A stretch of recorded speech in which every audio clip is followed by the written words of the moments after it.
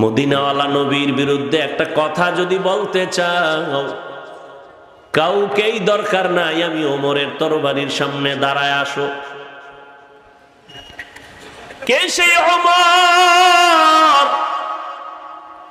এখন নবীর হাতের ছোঁয়া পাইয়া ওমর এতদিন ছিল দুনিয়াদার দুনিয়াদার দুনিয়াদার দুনিয়াদার, এখন আখিরাতের এমন সৈনিক হয়ে গেছেন।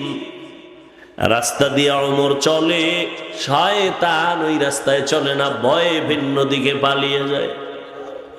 চিন্তা করেন তো এক মিনিট, এটা কেমন মানুষ যে শয়তান আল্লাহর সামনে চ্যালেঞ্জ দিছে আদমের সেজদা দিবে না, এই ওমরের ডরায়। খাকো বাদ আবো আতিশ বন্দান বামানো তু মুর্দাবাক জিন্দা।